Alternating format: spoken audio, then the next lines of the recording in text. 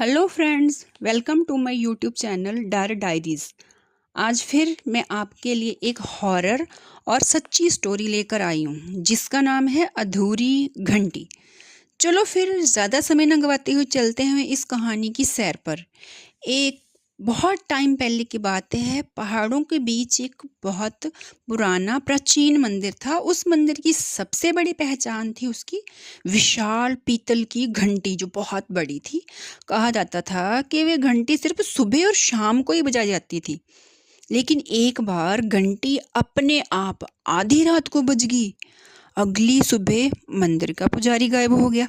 उसके बाद से गांव वालों ने मंदिर जाना ही छोड़ दिया। लोग कहते थे कि आधी रात को अगर घंटी बजे तो कोई अनजानी शक्ति किसी नए इंसान को बुला रही होती है। सालों बाद हिस्ट्री टीचर समीर अपने स्टूडेंट्स के साथ उस इलाके में घूमने आया। उसने ये कहानी एक अंधविश्वास समझी। लोगों ने उसको इसके बारे में बताया, लेकिन उसको ये एक लोगों का अंधविश्वास लगा कि ये सच वच कुछ नहीं है, ऐसे ही है। तो रात को भी अकेले ही टॉर्च लेके मंदिर की ओर निकल पड़ा। मंदिर टूटा फूटा था क्योंकि बहुत पुराना था। जो वेलें थी वो दीवारों पर चढ़ी हुई थी, पूरी दीवारों को उन्होंने ढक रखा था।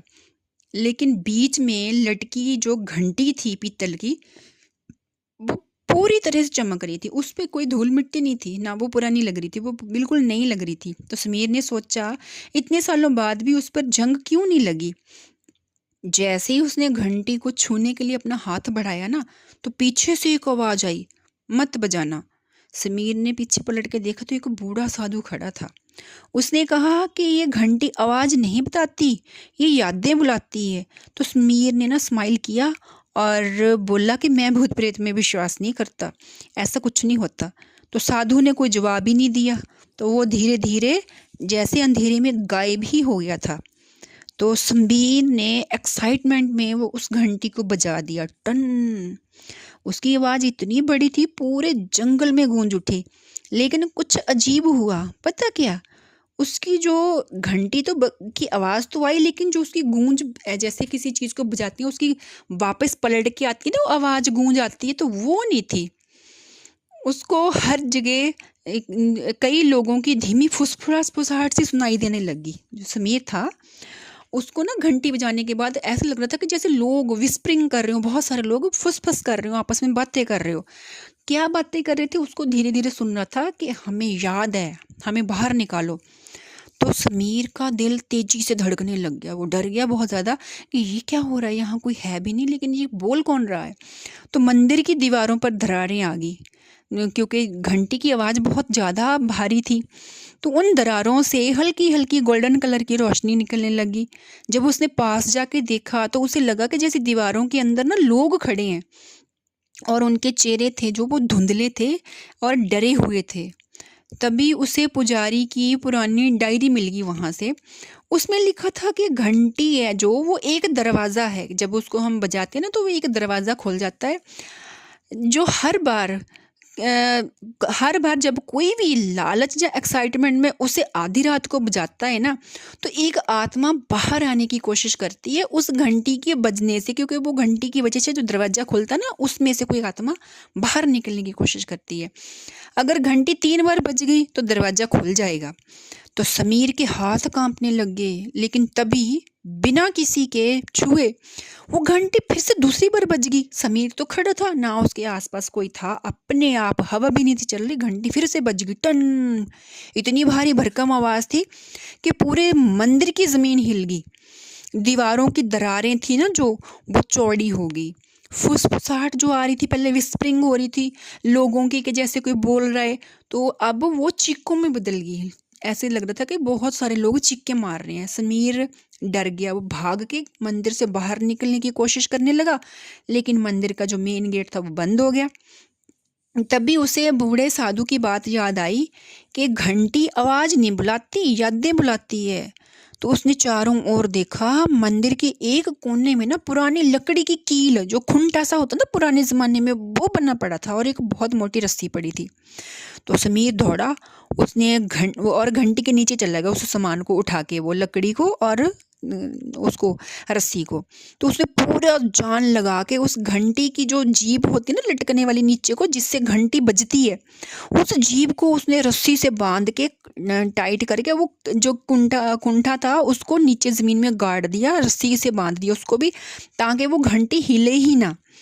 तो ऐसा करने से वो जो घंटी है ना बजेगी नहीं, उसको लगा कि घंटी नहीं बजेगी। उसी समय तीसरी बार बजने के लिए घंटी कोशिशें करने लगी, हिलने लगी। वह ज़ोर ज़ोर से हिल रही थी लेकिन आवाज़ नहीं निकल पा रही थी। क्यों नहीं थी निकल पा रही? क्योंकि जो उसकी जीभ बांध दी थी ना वो घंटी के साथ टच नहीं थी हो रही। तो सब कुछ ये तो जो चला कुछ ही सेकंड चला। तो कुछ सेकंड के बाद सब कुछ शांत हो गया, क्योंकि जब घंटी बजी ही नहीं तो सारा कुछ शांत हो गया। दीवारों की जो दरारें थी वो भी भरने लगी धीरे धीरे, और जो फुसफुसाहट थी, चीखें थी, वो सब गायब हो गई, बंद हो गई, सब कुछ ठीक हो गया पहले जैसा। तो ऐसे करते करते सुबह होगी। सुबह जब सूरज की पहली किरण मंदिर में आई ना, तो मेन गेट था जो मंदिर का वो अपने आप खुल गया। समीर बाहर आया। बाहर आके उसने, उसके स्टूडेंट्स भी उसको ढूंढने के लिए बाहर आ रखे थे, तो गांव वाले भी आए हुए थे। तो उसने बाहर जाके सब लोगों को जो भी उसके साथ रात को इंसिडेंट हुआ उसके बारे में सब बताया। तो सब बताने के बाद जब उसने पीछे पलट के देखा ना, मंदिर जो पहले जैसा बिल्कुल शांत लगा उसको, और जो घंटी थी वो काली पड़ चुकी थी। तो लोगों ने क्या किया, तो जब देखा कि घंटी काली होगी तो उनको लगा कि जो भी यहाँ पर प्रॉब्लम थी वो शांत होगी। तो उन्होंने मंदिर को फिर से खोल दिया, लेकिन एक रूल बना दिया, एक नियम बना दिया कि सूरज ढलने के बाद उस घंटी को कोई भी नहीं बजाएगा। मतलब वो सूरज ढलने के बाद मंदिर को ही बंद कर दिया जाएगा, घंटी को बजाएगा नहीं कोई, अंदर कोई जाएगा भी नहीं।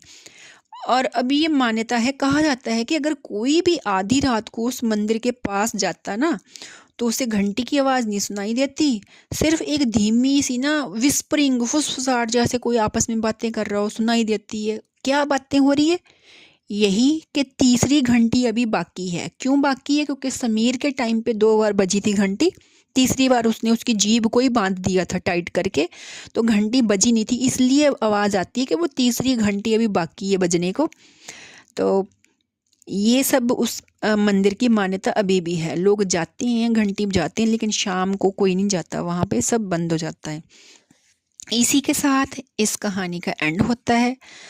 तो अगर आपको मेरी स्टोरी अच्छी लगी तो प्लीज़ लाइक और शेयर करके मेरे चैनल को सब्सक्राइब करके मेरी हेल्प करें प्लीज़। चलो फिर मिलते हैं अगली स्टोरी में, तब तक के लिए गुड बाय, टेक केयर।